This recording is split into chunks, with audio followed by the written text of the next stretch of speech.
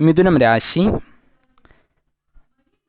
മകയിരം നക്ഷത്രത്തിന്റെ അവസാന പകുതിയും തിരുവാതിരയും പുണർദം നക്ഷത്രത്തിന്റെ ആദ്യ മുക്കാൽ ഭാഗവും ഉൾച്ചേർന്നിരിക്കുന്നതായ മിഥുനം രാശി ജാതർക്ക് വ്യാഴം 2015 ജൂലൈ മാസം 14 തീയതി വരെ 2-ാം ഭാവത്തിലും അതിനുമേൽ 3-ലും, ശനി 2014 നവംബർ 2 വരെ 5-ാം ഭാവത്തിലും ശേഷം 6-ലും, രാഹു 4-ലും കേതു 10-ലും ആയതുകൊണ്ട് ഈ വർഷം പൊതുവെ ഗുണപ്രദമായിരിക്കുന്ന സമയമായിരിക്കും. ഉയർന്ന സ്ഥാനമാന ലബ്ധി, വിശേഷ വസ്ത്രാഭരണ സിദ്ധി, സജ്ജന ബഹുമാന്യത തുടങ്ങി അനവധി ഗുണങ്ങൾ വരുന്നതായിരിക്കുന്ന സമയമാണ്. വളരെ കാലമായി ആഗ്രഹിച്ചിരുന്നതോ മുടങ്ങിക്കിടപ്പുള്ളതോ ആയിരിക്കുന്നതായ പദ്ധതികൾ പുനരാരംഭിക്കുവാൻ സാധിക്കും. കർമ്മരംഗവും മെച്ചപ്രദമായിരിക്കുന്ന സമയമാണ്.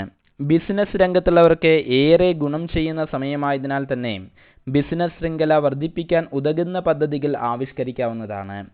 വിദ്യാർത്ഥികൾക്ക് ഉപരിപഠനത്തിനുള്ളതായിരിക്കുന്ന മെച്ചപ്രദമായിരിക്കുന്ന അവസരങ്ങൾ വന്നു ചേരുവാനും ഇടയുണ്ട്. വിവാഹാദി മംഗളകാര്യസിദ്ധി, വാഹനലാഭം തുടങ്ങിയവയും പ്രതീക്ഷിക്കാം. പ്രതികൂലമായിരിക്കുന്ന സാഹചര്യങ്ങളെ പോലും വാക്ചാതുര്യം കൊണ്ട് അനുകൂലമാക്കി മാറ്റിയെടുക്കുവാൻ സാധിക്കുന്നതാണ്. എങ്കിലും അസൂയാലുക്കളുടെ എണ്ണം ക്രമാതീതമായി ഉയരാൻ ഇടയുണ്ട്. വിശ്വാസ വഞ്ചനയ്ക്കും അതുപോലെ തന്നെ സാധ്യത കാണുന്നതിനാൽ കടം കൊടുക്കുക, ജാമ്യം നിൽക്കുക എന്നിവ ഒരു കാരണവശാലും ചെയ്യരുത്.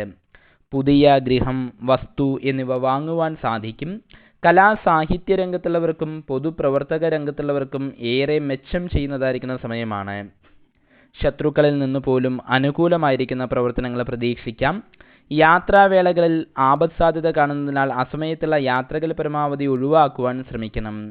ദോഷപരിഹാരാർത്ഥമായി ഭഗവതിങ്കൽ ലളിതാ സഹസ്രനാമാർച്ചന, വിളക്ക്, മാല എന്നീ വഴിപാടുകൾ മാസം പ്രതി ജന്മനക്ഷത്രത്തിന് നടത്തിക്കുന്നത് ഗുണം ചെയ്യും. ശുക്രവാരവ്രതം അനുഷ്ഠിക്കുന്നതും ഗുണപ്രദമാണ്.